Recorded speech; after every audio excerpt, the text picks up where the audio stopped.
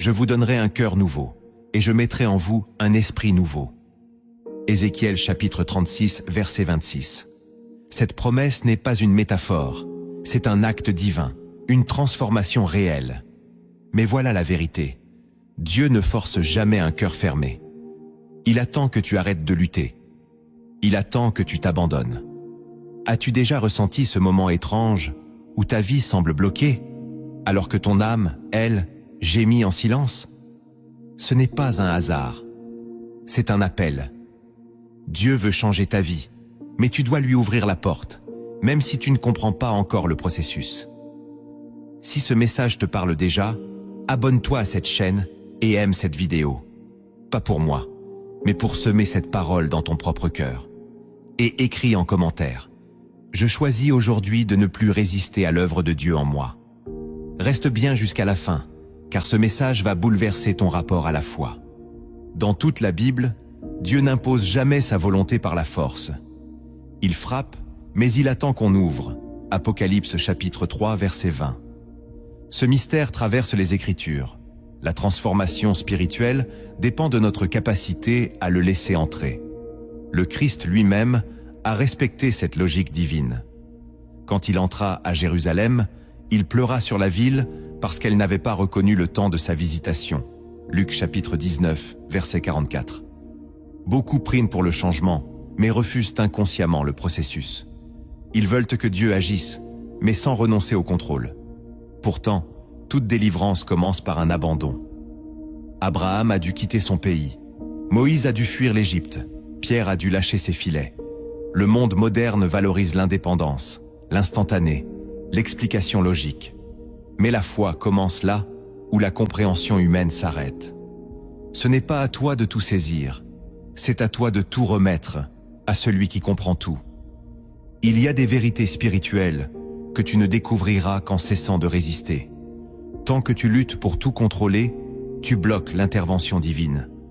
Mais lorsque tu t'abandonnes, Dieu commence à révéler des principes cachés, des lois célestes qui changent tout. Voici 10 révélations bibliques qui t'expliqueront pourquoi laisser Dieu agir est la plus grande décision de ta vie. Le premier principe que tu dois comprendre pour laisser Dieu changer ta vie, c'est que la transformation commence toujours dans l'invisible. Quand Dieu agit, il ne commence pas par les circonstances extérieures. Il commence par ton cœur, ton âme, tes pensées. C'est là que le combat se livre. Et c'est là que beaucoup abandonnent, parce qu'ils ne voient aucun changement immédiat dans leur vie matérielle. Mais Dieu n'est pas un prestataire de miracles. Il est le maître des profondeurs. Avant de déplacer les montagnes autour de toi, il veut déraciner les forteresses en toi. Le psaume 51, verset 12, dit « Ô Dieu, crée en moi un cœur pur, renouvelle en moi un esprit bien disposé. » Ce cri de David vient après sa faute, après sa chute, après son aveu. Il ne demande pas que Dieu répare son trône, il demande que Dieu restaure son cœur. Car David avait compris que c'est dans l'invisible que commence la reconstruction. Tant que tu refuses de lui ouvrir cet espace intérieur, Dieu attend. Il ne force pas, il ne s'impose pas.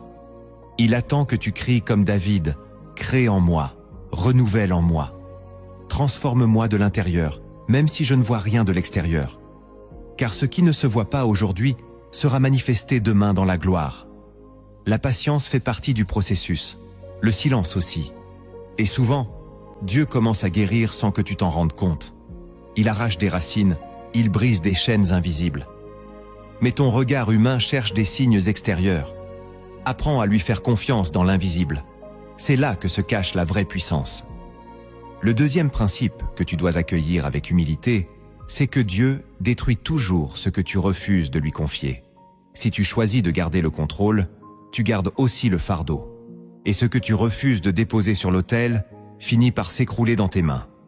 Abraham l'a appris avec Ismaël. Il a voulu accomplir la promesse par ses propres moyens. Il a pris une décision charnelle pour produire un résultat divin. Et Dieu a dit non. Le véritable héritier viendrait de Sarah, non de l'esclave. Ce que tu construis sans Dieu ne peut pas porter sa gloire. Tu peux l'aimer, y investir, le défendre, mais si ce n'est pas de lui, ça tombera. Et plus tu t'attaches à ce que Dieu ne t'a pas demandé de bâtir, plus tu souffriras quand il viendra l'ébranler. Dieu n'est pas cruel, il est jaloux. Il veut être la source de ta transformation, pas un simple secours d'urgence. C'est pourquoi il frappe aux zones que tu protèges le plus. Il touche aux relations, aux projets, aux désirs que tu refuses d'exposer à sa lumière. Parce qu'il sait que tant que tu tiens à ces choses plus qu'à lui, tu ne seras jamais libre. Le psaume 127 le dit clairement. Si l'Éternel ne bâtit la maison, ceux qui la bâtissent travaillent en vain. Tu peux avancer, mais sans fondation. Tu peux t'agiter, mais sans direction. Il faut que tu choisisses de lui remettre ce que tu essayais de sauver toi-même, car ce que tu lui confies, il le restaure. Mais ce que tu refuses de lui céder, il le laisse se détruire pour que tu apprennes à l'écouter. Le troisième principe que tu dois intégrer avec foi, c'est que Dieu agit par des chemins que tu ne comprendras jamais sur le moment. Le Seigneur n'a jamais promis l'explication immédiate. Il a promis sa présence. Quand il a conduit Israël hors d'Égypte, il ne les a pas emmenés par le chemin le plus court. Exode chapitre 13, verset 17 dit « Dieu ne les conduisit point par le pays des Philistins, quoique ce fût le plus proche. » Pourquoi? Parce que Dieu voyait ce qu'eux ne voyaient pas. Il savait que leur foi fragile ne supporterait pas une guerre trop tôt. Il les a donc emmenés par le désert. Plus long, plus difficile, mais nécessaire. C'est ainsi que Dieu opère. Il t'éloigne de ce que tu crois être la solution, pour t'amener là où ta foi sera affermie. Le problème, c'est que tu cherches toujours à comprendre. Tu veux savoir pourquoi, comment, quand. Et tant que tu exiges des explications, tu bloques la foi. Car la foi ne demande pas à voir, elle choisit de marcher. Même quand le désert semble interminable, même quand le silence de Dieu est lourd, même quand les portes restent fermées. Le véritable croyant n'avance pas à cause des signes, mais à cause de la voix. Et cette voix dit « Fais-moi confiance, même si tu ne comprends pas. » Si tu attends d'avoir tous les détails pour obéir, tu ne partiras jamais. Mais si tu obéis sans tout comprendre, tu verras un jour ce que Dieu préparait dans le secret. Le quatrième principe que tu dois embrasser, c'est que la résistance à Dieu est souvent déguisée en prudence ou en logique humaine. Tu dis « J'attends que tout soit clair ». Mais derrière cette phrase se cache une peur. Peur de perdre, peur d'échouer, peur de souffrir. Et cette peur, l'ennemi l'utilise pour t'empêcher de te remettre entre les mains de Dieu. Pourtant, la parole est claire. Ce ne sont pas mes pensées qui sont vos pensées, ni vos voix mes voix, dit l'Éternel. Ésaïe chapitre 55, verset 8. Cela signifie que Dieu va te demander des choses qui défient ta logique. Il va t'appeler à marcher, alors que tu voulais attendre. Il va t'ordonner de pardonner, alors que tu voulais te venger. Il va te dire de lâcher, alors que tu voulais sécuriser. Et si tu refuses, sous prétexte de prudence, tu bloques son œuvre. Laisse-moi te dire ceci.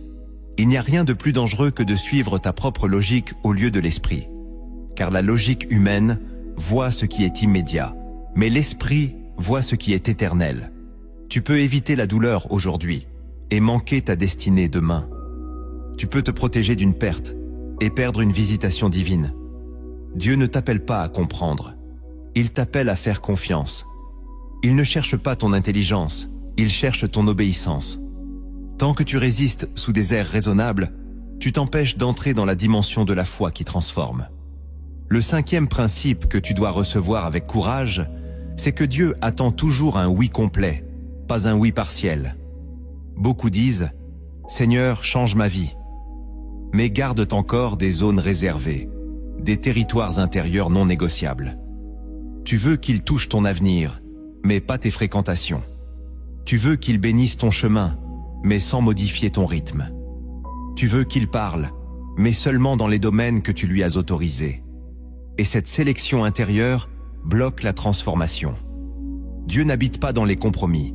Il est Seigneur de tout ou il ne l'est pas du tout. Romains chapitre 12, verset 1 nous exhorte.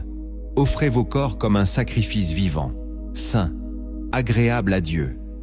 Ce n'est pas une offrande partielle, c'est un abandon total. Un sacrifice vivant, c'est un cœur qui dit oui, même quand ça fait peur, même quand c'est flou, même quand ça coûte. Et ce n'est qu'à partir de ce oui entier que Dieu commence à reconstruire sur des fondations solides. Laisse Dieu tout prendre, car c'est en lui donnant tout que tu verras sa gloire dans chaque chose. Voici la phrase que tu dois écrire en commentaire. Je lui donne tout, même ce que je ne comprends pas encore. Le 6e principe que tu dois méditer profondément, c'est que l'obéissance précède la révélation. Tant que tu attends de tout comprendre avant de bouger, tu resteras immobile. Mais quand tu fais le pas que Dieu te demande, même dans l'incertitude, alors sa lumière t'éclaire au fur et à mesure. C'est ainsi qu'il a conduit Abraham. Le livre de la Genèse, chapitre 12, nous dit « Va-t'en de ton pays, de ta patrie, et de la maison de ton père, vers le pays que je te montrerai. » Dieu n'a pas donné une carte détaillée. Il a donné une parole, et Abraham a marché. C'est là que réside la vraie foi. Laisse-moi te le dire avec autorité. Tu ne connaîtras jamais la plénitude de Dieu si tu refuses de bouger sans garantie. C'est dans l'obéissance immédiate que se cache la provision. C'est dans l'obéissance coûteuse que se révèle la puissance. Il faut que tu cesses d'attendre la confirmation de tout pour commencer. Obéis à la dernière parole claire que Dieu t'a donnée, et tu verras comment les portes s'ouvrent. Tu verras comment sa main prépare là où tu croyais te perdre. Ne cherche plus la révélation avant l'action, car l'action obéissante révèle toujours le cœur de Dieu. Il ne t'éclairera pas le chemin si tu refuses de poser ton pied. Pose-le, avance, et tu verras. Le 7e principe que tu dois recevoir avec profondeur, c'est que Dieu t'amènera toujours à mourir à toi-même avant de manifester sa gloire en toi. La vie chrétienne n'est pas une amélioration de ton ancien toi. C'est une mort suivie d'une résurrection. Paul disait « Je suis crucifié avec Christ, et si je vis, ce n'est plus moi qui vis, c'est Christ qui vit en moi. » Galates chapitre 2, verset 20. Tu ne peux pas demander à Dieu de te transformer sans accepter de mourir à ta volonté, à tes désirs, à ton ancienne identité. Ce n'est pas une perte, c'est une libération. Car tout ce que Dieu t'arrache, c'est ce qui t'éloigne de lui. Mais pour cela, tu dois passer par un brisement. Tu dois traverser ce moment où tout en toi crie « Pourquoi moi ? Pourquoi maintenant ?» Et dans ce cri, tu entends la voix du Père dire « Pour que tu renaisses selon ma volonté. » Ce n'est pas la souffrance qui sanctifie, c'est l'abandon dans la souffrance. Ce n'est pas la douleur qui sauve, c'est le choix de mourir à toi-même. La croix n'est pas un symbole religieux, c'est une réalité quotidienne. Et tant que tu refuses de porter la tienne, tu refuses la résurrection qui suit. Laisse Dieu t'amener à cette mort douce et sainte. Car ce qui meurt en toi aujourd'hui, c'est ce que Dieu ne veut plus que tu portes demain. Le 8e principe que tu dois accepter avec honnêteté, c'est que Dieu utilisera les temps d'attente pour transformer ce que tu es, pas ce que tu fais. Le temps est un outil divin. Et souvent, quand tu crois que Dieu est silencieux, c'est qu'il travaille profondément en toi. Joseph a reçu un rêve. Il devait régner. Mais avant le trône, il y a eu le puits. Avant l'autorité, il y a eu la prison. 13 années d'attente. 13 années d'injustice. Et pourtant, Dieu ne l'avait pas oublié. Il le formait. Il l'épuisait de lui-même pour le remplir de sagesse. Tu veux que Dieu t'utilise? Alors accepte que Dieu te façonne. Tu veux sa puissance?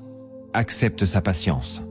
Le psaume 105, verset 19, dit ceci à propos de Joseph. « Jusqu'au temps où s'accomplit ce qu'il avait annoncé, la parole de l'Éternel l'éprouva. » Ce n'est pas l'épreuve qui détruit, c'est ta réaction à l'épreuve qui révèle où tu en es.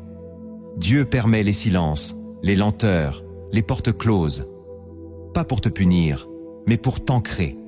Car une transformation rapide est souvent superficielle. Mais celle qui vient dans l'attente est enracinée. Plus le fondement est profond, plus la gloire peut être élevée.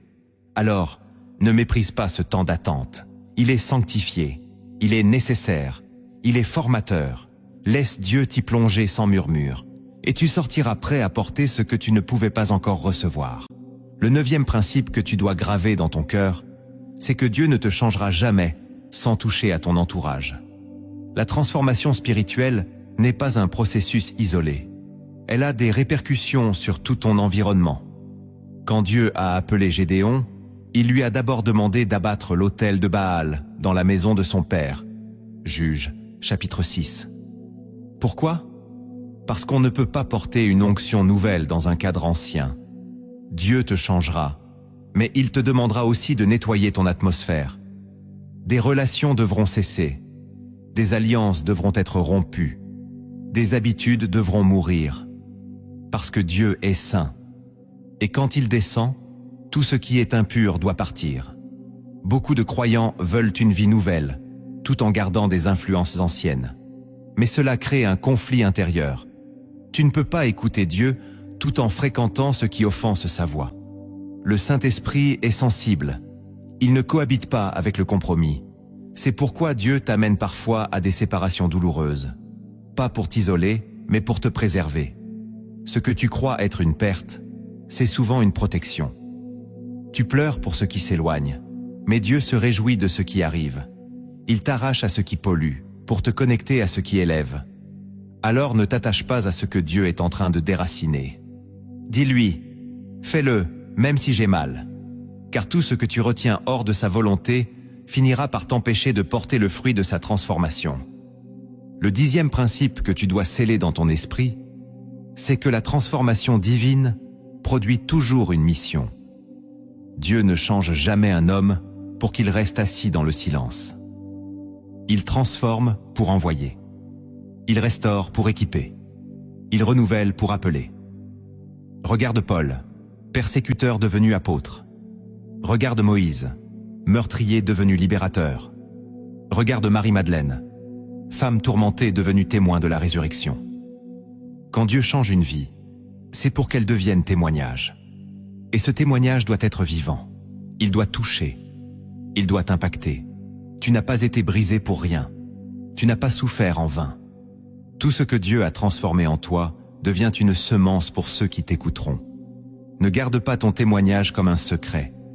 Ne cache pas ce que Dieu a guéri. Parle, aime, sers. Il y a quelqu'un de l'autre côté de ton obéissance. Quelqu'un qui attend que tu te lèves. Quelqu'un qui a besoin d'entendre ce que toi seul peux dire. Tu croyais que c'était fini, mais en réalité, c'est maintenant que commence le but. Dieu t'a changé pour te confier une mission. Ne la fuis pas. Tu viens d'apprendre comment Dieu transforme une vie, mais il existe des dimensions plus profondes que seuls les cœurs brisés peuvent recevoir. Quand l'orgueil tombe, quand la résistance s'effondre, Dieu murmure des secrets que le monde ne peut comprendre. Voici 10 secrets spirituels que Dieu ne révèle qu'à ceux qui ont accepté d'être brisés pour sa gloire. Le premier secret spirituel que Dieu ne révèle qu'au cœur brisé, c'est que sa présence devient réelle dans l'absence de tout le reste. Tant que tu as des ressources, des appuis, des solutions humaines, tu crois que Dieu est un plus. Mais quand tout s'écroule, quand plus rien ne répond, c'est là que Dieu devient tout. Le roi David l'a compris dans ses fuites, ses pertes, ses trahisons. Il écrit dans le psaume 34, verset 19. « L'Éternel est près de ceux qui ont le cœur brisé, et il sauve ceux qui ont l'esprit dans l'abattement. » Il ne dit pas « ceux qui ont prié longtemps » ou « jeûné plus que les autres ». Il dit « ceux qui ont le cœur brisé ». Pourquoi ? Parce que dans ce brisement, ton orgueil se tait, ta volonté se plie, ton âme devient nue. Et Dieu s'y approche. Sa présence devient tangible, palpable. Tu ne le connais plus comme un concept, mais comme une personne. Tu ne le cherches plus seulement pour sa main, mais pour sa face. Il te suffit. Et ce moment est précieux, car c'est souvent quand tu perds tout que tu trouves enfin celui qui est tout. Ce n'est pas une punition, c'est un appel sacré. Dieu ne veut pas ton confort, il veut ton cœur. Et parfois, il permet les pertes pour te faire revenir à l'essentiel. Lui seul. Le deuxième secret spirituel que Dieu ne révèle qu'au cœur brisé, c'est que la foi la plus pure naît dans l'ombre, pas dans la lumière. Le monde pense que la foi s'exprime sur les podiums, dans les victoires visibles, dans les témoignages éclatants. Mais Dieu voit autre chose. Il regarde celui qui croit encore, quand tout semble s'effondrer. Celui qui loue dans la nuit. Celui qui dit « Tu es bon » alors qu'il n'a rien reçu. Hébreux chapitre 11 ne parle pas seulement des exploits. Il parle aussi de ceux qui ont tout perdu, mais qui sont restés fidèles. C'est là que naît une foi qui ne dépend plus des circonstances, mais d'une confiance nue, dépouillée, indestructible. Cette foi-là ne s'enseigne pas. Elle s'arrache dans les larmes, elle se forge dans les silences, elle se scelle dans les déserts. Et Dieu l'honore d'une manière que les hommes ne voient pas.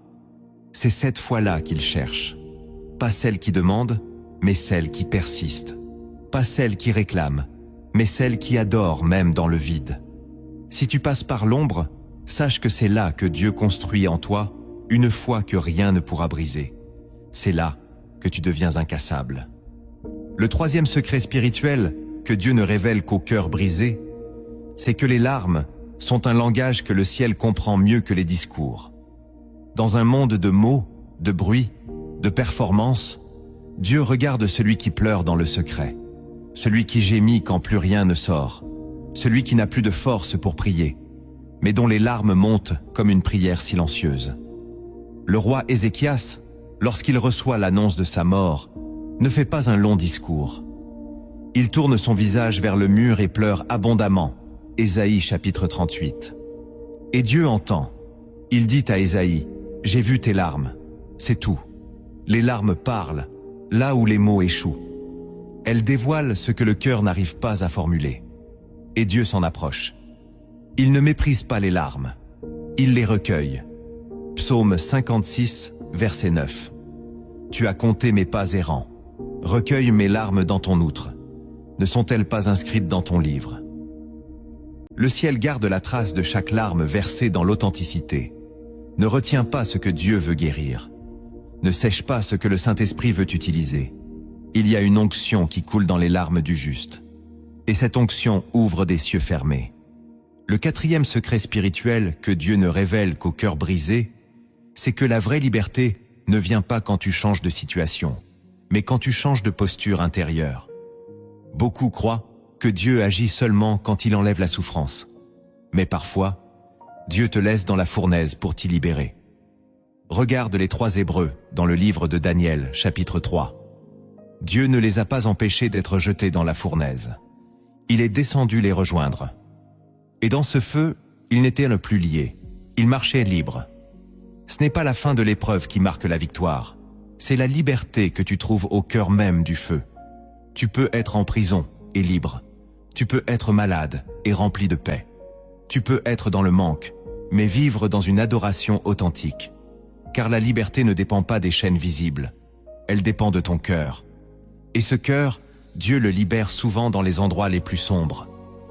Il ne change pas toujours la saison, mais il te transforme dans la saison. Et quand tu sors, ce n'est plus toi. C'est un homme nouveau, une femme renouvelée. La véritable délivrance commence à l'intérieur. Laisse Dieu briser en toi tout ce qui dépendait du confort pour croire. Et tu verras que même dans le feu, tu peux marcher libre. Le 5e secret spirituel que Dieu ne révèle qu'au cœur brisé, c'est que la plus grande puissance du royaume réside dans l'abandon total. Tant que tu tiens encore à tes plans, à tes forces, à ton image, Dieu attend. Il ne partage pas sa gloire. Mais le jour où tu lâches tout, le ciel descend. Jésus a vécu cela dans le jardin de Gethsémané. Il était rempli de douleur, angoissé jusqu'à la mort. Et là, à genoux, il prononce ces paroles. « Non pas ma volonté, mais la tienne. » Luc chapitre 22, verset 42. Ce moment d'abandon n'est pas une faiblesse. C'est un point de bascule spirituel. C'est là que le ciel agit avec puissance. Tu veux la force?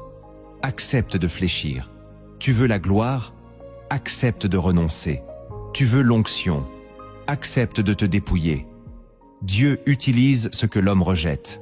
Et ce que tu abandonnes devient la matière première de ton appel. Il n'y a rien de plus puissant qu'un cœur qui dit « Seigneur, fais ce que tu veux. Pas ce que j'avais prévu. Pas ce que j'avais rêvé. Mais ce que toi, tu veux. » C'est ce genre de prière qui ouvre les cieux, qui fait trembler l'enfer qui attire l'intervention divine. L'abandon total n'est pas la fin, c'est le commencement de toute vraie transformation. Le 6e secret spirituel que Dieu ne révèle qu'au cœur brisé, c'est que la restauration divine ne ressemble jamais à ce que tu avais imaginé. Dieu ne reconstruit pas à l'identique, il reconstruit en mieux. Mais souvent, ce mieux est méconnaissable à tes yeux fatigués. Regarde Job, il a tout perdu, puis tout reçu en double. Mais il n'a pas retrouvé les mêmes enfants. Il a reçu d'autres enfants, d'autres bénédictions, un autre chapitre.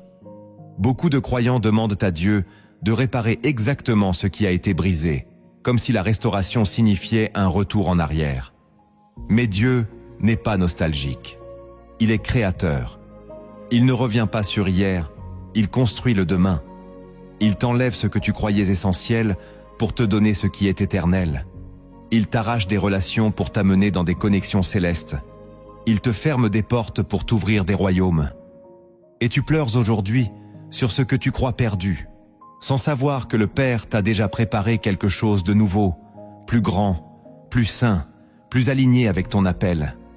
Il faut que tu acceptes de ne plus t'accrocher à ton ancienne vie. Ce que Dieu veut faire avec toi ne ressemblera pas à ce que tu connaissais. Ce sera meilleur. Mais pour y entrer, tu dois être libre de toute comparaison. Laisse Dieu réécrire ton histoire. Le 7e secret spirituel que Dieu ne révèle qu'au cœur brisé, c'est que la brisure t'ouvre à des dimensions spirituelles que la force ne peut pas atteindre. Tant que tu es fort de toi-même, tu limites l'action du Saint-Esprit.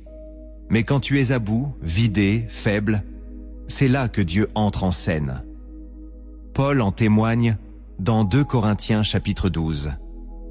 Il supplie Dieu de retirer une épreuve. Et Dieu répond, « Ma grâce te suffit, car ma puissance s'accomplit dans la faiblesse. » Ce verset n'est pas une consolation, c'est une clé, une révélation spirituelle. La puissance de Dieu ne s'impose pas dans ta force. Elle descend dans ton abandon. Et plus tu te sais faible, plus tu ouvres les cieux. Le problème, c'est que tu as appris à cacher ta faiblesse, à faire semblant, à prouver que tout va bien. Mais Dieu ne se révèle pas dans les façades. Il se révèle dans la vérité nue. C'est pourquoi le brisement n'est pas un accident, mais une invitation. Une porte d'accès au royaume. Tu veux voir Dieu agir? Accepte d'être à genoux. Tu veux toucher l'invisible? Ose avouer ton vide. Il n'y a pas de visitation sans vulnérabilité. C'est dans le cœur brisé que Dieu libère ses plus grands secrets. Le 8e secret spirituel que Dieu ne révèle qu'au cœur brisé, c'est que le silence de Dieu est parfois sa réponse la plus puissante. Tu pries, tu cries, tu attends, et rien. Et dans ce vide apparent, tu te sens oublié. Mais écoute bien ceci. Dieu est souvent silencieux quand il travaille le plus profondément. Jésus, face à Pilate, ne répond rien. Il reste muet. Parce que le silence du ciel ne signifie pas l'absence. Il signifie l'accomplissement. Quand Dieu se tait, c'est souvent qu'il agit dans une autre dimension. Il ne répond pas à tes mots. Il répond à ton cœur. Et parfois, ton cœur a besoin de silence pour guérir. Si Dieu parlait à chaque instant, tu ne saurais plus l'écouter. Alors il se tait. Non pas pour te blesser, mais pour t'apprendre à faire confiance. Pour t'enseigner l'adoration sans réponse, la foi sans consolation. Le silence est une école. Il forme des adorateurs profonds, des guerriers stables, des fils matures. C'est dans le silence que l'or se purifie. Si tu traverses ce moment où Dieu semble absent, ne panique pas. Ne doute pas de sa fidélité. Il est là. Il te regarde. Il t'aime. Et son silence prépare une réponse plus grande que ta demande. Le 9e secret spirituel que Dieu ne révèle qu'au cœur brisé, c'est que les cicatrices deviennent des armes dans le combat spirituel. Ce que tu as vécu, ce que tu as pleuré, ce que tu as cru ne jamais surmonter, devient un témoignage vivant contre les ténèbres. L'ennemi voulait te briser pour te faire taire. Mais Dieu a permis ce brisement pour faire de toi un témoin. L'Apocalypse chapitre 12, verset 11, dit « Ils l'ont vaincu à cause du sang de l'agneau et à cause de la parole de leur témoignage. Ce n'est pas ta force qui effraie l'enfer, c'est ton témoignage. C'est ce que tu as traversé et dont tu es sorti plus fort, plus pur, plus stable. Chaque cicatrice te rappelle que tu as survécu, que Dieu t'a relevé, que sa grâce t'a couvert. Ne cache pas tes blessures. Montre-les comme des preuves de sa fidélité. Il y a quelqu'un qui souffre en silence et qui attend ton témoignage pour croire.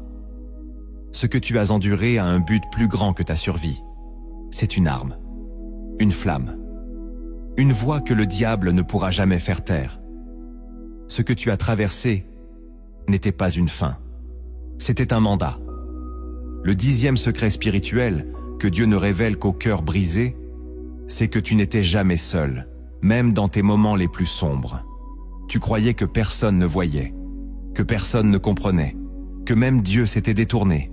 Mais aujourd'hui, le ciel te dit, j'étais là. J'ai vu tes nuits, j'ai recueilli tes soupirs. J'ai entouré ton lit de ma présence quand tu croyais t'écrouler. Dieu n'est pas absent dans la douleur. Il est silencieux, mais proche. Il ne retire pas sa main. Il la cache pour que tu apprennes à chercher sa face. Le psaume 23 ne dit pas que tu éviteras la vallée. Il dit « Quand je marche dans la vallée de l'ombre de la mort, je ne crains aucun mal, car tu es avec moi. » Ce tu es sacré. Il est la preuve que Dieu n'est jamais loin. Et même si tu ne le sentais pas, il était là, pour te protéger, pour te former, pour t'amener ici, à ce moment, où tu entends ces mots, où tu réalises qu'il ne t'a jamais abandonné. Et parce que tu le comprends aujourd'hui, partage cette vidéo à quelqu'un qui pense être seul dans son combat. Car ce message pourrait devenir pour lui ce que toi-même tu aurais aimé entendre dans ta nuit. Tu as entendu la parole, tu as reçu les révélations, mais maintenant Dieu t'appelle à marcher. Car ce que tu sais ne portera du fruit que si tu l'appliques. Voici des actes concrets, des choix sacrés, des pas de foi que tu dois poser pour que la transformation divine ne reste pas un désir, mais devienne une réalité vivante en toi. Le premier acte que tu dois poser pour laisser Dieu changer ta vie, c'est de fermer les portes de ton passé avec autorité, tant que tu laisses une pièce ouverte à l'intérieur de toi pour les souvenirs blessants, les blessures anciennes, les fautes non pardonnées ou les regrets inavoués. Tu empêches le renouveau de Dieu d'entrer pleinement. Dieu ne construit jamais une vie nouvelle sur des ruines non déblayées. C'est pourquoi il dit dans Ésaïe chapitre 43, verset 18, « Ne pensez plus aux événements passés, ne considérez plus ce qui est ancien. » Ce n'est pas une invitation à l'amnésie, mais à la libération. Car ton passé n'a plus le droit de gouverner ton futur. Oui, tu as été trahi. Oui, tu as chuté. Oui, tu as douté. Mais cela ne doit plus être la voix qui te guide. Tu dois proclamer dans la prière « Je ferme la porte à ce qui m'a brisé. Je rouvre mon cœur à ce que Dieu veut faire. » Tu dois faire cet acte spirituel de rupture, même si personne ne le voit. Supprime ce message. Efface ce numéro. Arrête de visiter ce souvenir dans ta tête. Car l'esprit ne descend que dans un lieu sanctifié. Et tant que tu rouvres les blessures, tu empêches la guérison. Ferme. Décide. Et marche vers ce que Dieu prépare. Le deuxième acte que tu dois poser pour laisser Dieu changer ta vie, c'est de reconstruire un autel d'intimité dans le secret. Il ne s'agit pas de prier davantage en public, mais d'élever un lieu sacré dans ton quotidien, où tu cherches Dieu seul, sans masque, sans stratégie, sans performance. Jésus le dit dans Matthieu chapitre 6, verset 6. « Entre dans ta chambre, ferme ta porte, et prie ton Père qui est là dans le secret. » Cet autel ne dépend ni du temps, ni du lieu. Il dépend de ton cœur. C'est là que Dieu te façonne, te corrige, te parle, te relève. Et c'est là que tu dois revenir. Pas pour demander, mais pour écouter. Pas pour obtenir, mais pour t'abandonner. Il y a des transformations qui ne se produisent que dans le silence d'un cœur prosterné. Tu cherches le changement? Commence par t'agenouiller là où personne ne te voit. Offre-lui ton temps, ton attention, ton écoute. Et tu verras, sans bruit, le ciel s'ouvrir au-dessus de ta vie. Le troisième acte que tu dois poser pour laisser Dieu changer ta vie, c'est d'aligner tes paroles avec sa vérité. Trop souvent, tu contredis Dieu par ta propre bouche. Tu dis « Je ne vais jamais m'en sortir », alors que Dieu dit « Je te fortifie ». Tu dis « C'est trop tard », alors que Dieu dit « Je fais toutes choses nouvelles ». Proverbe chapitre 18, verset 21, nous avertit « La mort et la vie sont au pouvoir de la langue ». Tu ne peux pas prier pour la transformation et continuer à semer la défaite par tes paroles. Tu dois rééduquer ta langue selon l'esprit. Déclare ce que Dieu dit, même si tu ne le vois pas encore. Prophétise sur ta propre vie. Dis « Je suis en train de changer. Dieu me restaure. Je suis libre en Christ ». Ce n'est pas de l'autosuggestion, c'est de l'obéissance. Car Dieu agit là où la foi s'exprime avec audace. Si tu veux voir la lumière, arrête de parler comme quelqu'un qui vit dans les ténèbres. Il faut que ta bouche devienne le prolongement de ton espérance. Bénis, proclame, affirme ce que Dieu a déjà dit sur toi. Le quatrième acte que tu dois poser pour laisser Dieu changer ta vie, c'est de couper avec les voix toxiques et les conseils qui ne viennent pas de l'esprit. Tout le monde a une opinion sur ta vie. Mais très peu de ces opinions sont inspirées par Dieu. Si tu laisses entrer les voix du doute, de la peur, de la comparaison, tu étoufferas ce que Dieu veut semer en toi. Le psaume 1er nous met en garde dès le premier verset. « Heureux l'homme qui ne marche pas selon le conseil des méchants, qui ne s'arrête pas sur la voie des pécheurs. » Cela signifie que la direction de ta vie dépend de qui tu écoutes. Tu ne peux pas chercher Dieu le matin et suivre les conseils du monde l'après-midi. Il faut trier. Il faut sanctifier tes oreilles. Écarte-toi des discussions qui salissent, des voix qui minimisent la foi, des influenceurs qui nourrissent ta chair au lieu de ton esprit. Dieu veut te parler, mais il le fera rarement au milieu du bruit. Crée un silence sacré et protège-le. Car ce que tu entends façonne ce que tu crois. Et ce que tu crois détermine qui tu deviens. Le cinquième acte que tu dois poser pour laisser Dieu changer ta vie, c'est de lui obéir immédiatement, même dans les petites choses. L'obéissance différée est souvent une désobéissance déguisée. Dieu teste ton cœur à travers des gestes simples. Pardonner, demander pardon, faire un pas, fermer une porte, parler à quelqu'un, semer dans un domaine. Et souvent, c'est là que tu bloques, parce que tu attends un grand signe pour faire un petit pas. Mais la Bible nous montre que c'est dans la promptitude de l'obéissance que Dieu libère sa faveur. Abraham se leva de bon matin. Pierre laissa tout immédiatement. Paul ne consulta personne. Tous ont agi vite, car ils savaient que le délai peut devenir une porte ouverte au doute. Ce que Dieu t'a dit de faire, fais-le. Maintenant. Même si ça semble insignifiant. Même si ça te fait peur. C'est souvent dans ce petit pas d'obéissance que commence une grande transformation. Voici la phrase que tu dois écrire en commentaire. Je choisis d'obéir maintenant, sans remettre à demain ce que Dieu attend aujourd'hui. Le sixième acte que tu dois poser pour laisser Dieu changer ta vie, c'est de renoncer à comprendre avant de faire confiance. Beaucoup bloquent leur transformation parce qu'ils veulent tout expliquer, tout décortiquer, tout maîtriser. Mais Dieu ne fonctionne pas selon la logique humaine. Il dit dans Proverbe chapitre 3, versets 5 à 6, « Confie-toi en l'Éternel de tout ton cœur et ne t'appuie pas sur ta sagesse. Reconnais-le dans toutes tes voies et il aplanira tes sentiers. » Ce n'est pas ton raisonnement qui produit le miracle, c'est ta confiance. Il faut que tu arrives à ce point où tu dis « Même si je ne comprends pas, j'avance ». C'est dans cette zone de foi nue que Dieu agit avec puissance. Regarde Pierre. Jésus lui demande de jeter le filet après une nuit de vide. Logiquement, c'est insensé. Mais Pierre dit « Sur ta parole, je le jetterai. » Et la pêche miraculeuse suit. La compréhension vient souvent après l'obéissance, pas avant. Tant que tu veux tout saisir, tu restes à la surface. Mais quand tu lâches le besoin de tout contrôler, Dieu t'immerge dans le surnaturel.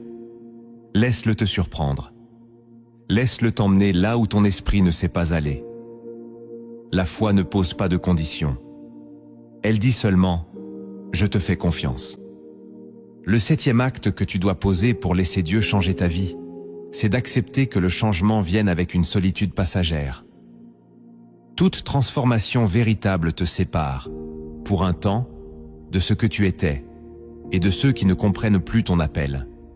C'est inévitable. Jésus, avant d'entrer dans son ministère, est conduit dans le désert. Moïse, avant de revenir en libérateur, passe 40 ans seul à garder des brebis. Paul, après sa rencontre avec Christ, part en Arabie. Tous ont connu cette phase de retrait, d'isolement, d'incompréhension. Et toi aussi, tu devras l'accepter. Non pas comme un rejet, mais comme une préparation. Dieu te met à part pour te sanctifier, pour te parler, pour t'arracher aux dépendances invisibles. Tu pleures peut-être parce qu'on ne t'appelle plus, parce qu'on t'oublie, parce que tu te sens mis de côté. Mais sache ceci, quand Dieu t'éloigne, ce n'est jamais sans dessein. Il t'enlève à la foule pour te rapprocher de sa voix. Il coupe le bruit pour que tu reconnaisses son murmure. Il te vide de ce qui te distrait pour te remplir de ce qui va te porter. Alors, ne fuis plus cette solitude. Embrasse-la. C'est le creuset des envoyés. Ceux qui sortent de ce lieu-là ne sont plus jamais les mêmes. Il est des histoires qui ne viennent pas des hommes, mais de la sagesse éternelle. Voici une parabole inspirée des cieux, donnée pour révéler ce qui empêche ton cœur de s'abandonner. Écoute-la avec ton esprit, car derrière chaque image se cache un appel à suivre le Christ sans regarder en arrière. Il était une fois un sculpteur solitaire, vivant au sommet d'une montagne. On disait qu'il avait été choisi par Dieu pour tailler une statue que nul homme ne verrait, mais que le ciel contemplerait chaque jour. Un matin, une voix s'éleva dans son cœur. « Descends dans la vallée, là tu trouveras un bloc de pierre que j'ai choisi.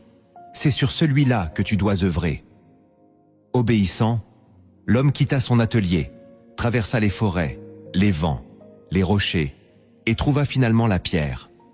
Informe, sale, pesante. Il ne comprenait pas pourquoi Dieu avait choisi ce bloc. Il en existait d'autres, plus purs, plus lisses, plus adaptés. Mais la voix insista. C'est elle. Alors, il commença à tailler. Les jours passèrent, les éclats de pierre tombaient, les coups résonnaient, et peu à peu, une forme apparut. Mais rien ne ressemblait à ce qu'il avait imaginé. Parfois, la pierre se fendait sans raison. Parfois, son marteau glissait. Chaque fois qu'il voulait suivre ses propres plans, la voix revenait. « Ce n'est pas ta vision qui compte, c'est la mienne. » Un jour, découragé, il s'assit devant l'œuvre inachevée. Il pleura. Il se sentait incapable, perdu. Il dit à Dieu, « Je ne comprends rien. Tu m'as dit de façonner, mais rien ne prend forme. » Et la voix lui répondit avec douceur, « Tu ne vois que la poussière. Moi, je vois la statue. Continue. » Alors il se releva. Il reprit ses outils. Et plus il s'abandonnait à la direction de cette voix, plus la pierre coopérait. Jusqu'à ce qu'un matin, sans bruit, sans gloire, la dernière frappe tombe. Et la statue fut là, majestueuse, mystérieuse, différente de tout ce qu'il avait connu. Elle n'était pas pour les hommes, elle était pour Dieu. Des années plus tard, un voyageur gravit la montagne. Il vit l'homme, vieux, assis à côté de la statue.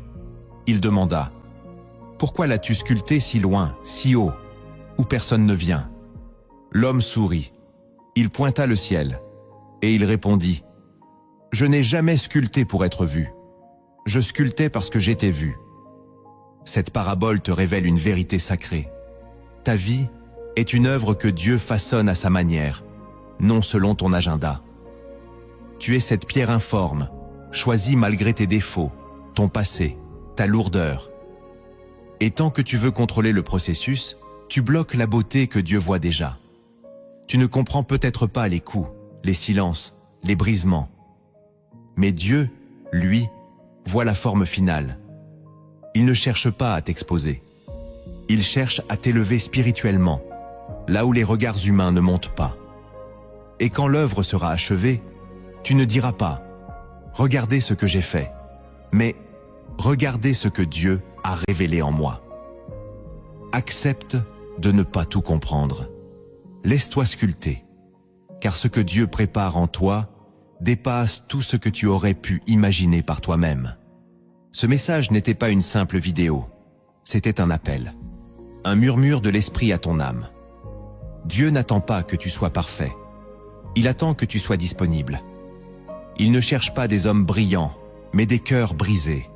Tu n'as pas à tout comprendre, tu dois juste lui ouvrir la porte, car à chaque fois que tu t'abandonnes, il agit. À chaque fois que tu lâches prise, il construit. Même quand tu ne vois rien, même quand tu ne ressens rien, il travaille. Ce n'est pas à toi de comprendre le plan, c'est à toi de rester sur l'autel. Et l'autel, c'est ta vie offerte, chaque jour. Ne retourne pas dans tes anciens schémas. Ne laisse pas tes émotions dicter ta foi. Laisse Dieu faire ce qu'il a prévu. Et quand ce sera terminé, tu verras. Rien n'aura été perdu. Tout aura servi sa gloire. Si ce message a parlé à ton cœur, ne le garde pas pour toi. Abonne-toi à cette chaîne, aime cette vidéo et surtout partage-la à quelqu'un qui a besoin de s'abandonner à Dieu. Et écris en commentaire. Je choisis de rester sur l'autel, même quand je ne comprends pas le feu. Maintenant, nous allons prier ensemble. Cette prière n'est pas un texte, c'est un cri, une offrande, une réponse à ce que Dieu a commencé à faire en toi. Laisse chaque mot descendre dans ton cœur. Et si tu le peux, prononce ces paroles avec foi. Dieu t'écoute maintenant. Éternel, Père saint et plein de grâce, je viens devant toi, tel que je suis, sans masque, sans défense, sans artifice. Je me tiens dans le silence de ton regard, et je te dis merci. Merci d'avoir encore parlé. Merci de ne pas m'avoir abandonné. Merci de m'avoir poursuivi dans mes fuites, attendu dans mes lenteurs, relevé dans mes chutes. Père, je ne comprends pas tout, mais je veux te faire confiance. Je veux te laisser me transformer. Je veux te laisser façonner ma vie selon ta volonté. Je reconnais que j'ai souvent résisté. J'ai lutté pour garder le contrôle. J'ai laissé mes pensées me dominer, mes émotions me piéger, mon orgueil m'éloigner. Mais aujourd'hui, je m'abandonne. Oui, Seigneur, je t'abandonne tout. Mon passé, avec ses blessures et ses échecs. Mon présent, avec ses doutes et ses hésitations. Mon avenir, avec ses incertitudes. Tout est à toi. Viens, Seigneur, entre dans ma maison, prends la première place. Démolis ce que j'ai bâti sans toi. Purifie ce que j'ai laissé se corrompre. Relève ce que j'ai laissé tomber. Je t'ouvre la porte de mon cœur, de ma mémoire, de mes projets, de mes relations. Rien n'est à moi. Tout est à toi. Saint-Esprit, je t'invite. Inonde mon âme de ta lumière. Arrache les racines amères. Brise les chaînes invisibles. Restaure mes fondations. Je te remets mes larmes. Je te remets mes pensées confuses. Je te remets mes nuits sans sommeil. Je te remets les choix que je dois faire, les directions que je dois prendre. Que ta volonté seule s'accomplisse. Plus la mienne, plus celle du monde. La tienne. Père, je te confie mon année, tous les jours qui viennent. Prends le contrôle de mes projets, de mon travail, de mes finances, de mes études. Ouvre les portes que je ne peux pas ouvrir. Ferme celles qui m'éloignent de toi. Mets ta main sur ma famille, sur mes enfants, sur mes proches. Protège ceux que j'aime. Console ceux que j'ai blessés. Détourne-moi de tout ce qui me détourne de toi. Je ne veux plus marcher par habitude. Je veux marcher par révélation. Seigneur, je te prie pour mes combats. Tu sais ceux que je ne partage avec personne. Ces pensées qui m'assaillent, ces faiblesses qui reviennent, ces tentations qui m'enchaînent. Viens combattre en moi. Sois ma force dans mes faiblesses. Sois ma paix dans mes tourments. Donne-moi un cœur stable, un esprit ferme, une volonté soumise à la tienne. Et quand je tombe, relève-moi vite. Ne me laisse plus errer loin de toi. Attache-moi à ta parole. Fais-moi aimer ta présence plus que tout. Je te prie aussi pour mes blocages intérieurs. Seigneur, arrache de moi le doute, la peur, l'orgueil spirituel, le besoin d'être aimé par les hommes. Donne-moi de dépendre uniquement de toi. Fais taire les voix du monde dans mon cœur. Apprends-moi à écouter ta voix, à te reconnaître dans le silence, dans les larmes, dans les saisons de désert. Seigneur, même si je ne comprends pas tout, je te choisis, je te veux, je t'accepte, non pas comme un secours, mais comme mon roi. Seigneur Jésus, je te prie de m'ancrer dans ta parole. Donne-moi soif de lire les Écritures, de méditer jour et nuit ce que tu dis. Renouvelle ma foi. Donne-moi la persévérance quand je me décourage. Donne-moi l'humilité quand tu m'élèves. Donne-moi la sagesse quand je dois parler. Et donne-moi le silence quand je dois me taire. Que mon cœur soit un autel, que ma vie soit un témoignage, que ma bouche soit un canal de ta lumière. Fais de moi un disciple, un vrai, pas seulement quelqu'un qui croit, mais quelqu'un qui te suit. Père, je te confie aussi ceux qui m'entourent, ceux qui me blessent, ceux qui ne comprennent pas mon chemin, ceux qui m'ont abandonné. Je choisis de pardonner. Je ne veux plus porter le poison du passé. Je dépose à tes pieds mes rancunes, mes blessures, mes jugements. Libère-moi de moi-même. Remplis-moi de ton amour. Aide-moi à aimer comme toi, à regarder avec tes yeux, à parler avec ta tendresse. Enfin, Seigneur, je te prie pour ma destinée. Ne me laisse pas errer sans direction. Montre-moi ma place. Révèle-moi ce pourquoi tu m'as créé. Ouvre les chemins du ministère, du service, de l'impact. Que ma vie ne soit pas gaspillée, qu'elle te glorifie. Même dans les détails, même dans le quotidien. Je ne veux pas juste survivre, je veux accomplir ta volonté, jusqu'au bout, sans compromis, sans retour en arrière. Merci pour ta fidélité, merci pour ton amour qui dépasse tout, merci pour la croix, merci pour la grâce, merci pour cette prière qui monte vers toi comme un parfum. Je te bénis, Seigneur, je t'élève, et je déclare, tout ce que je suis, je le dépose à tes pieds. Je ne t'appartiens pas seulement pour aujourd'hui, je t'appartiens pour l'éternité, dans le nom de Jésus-Christ. Amen.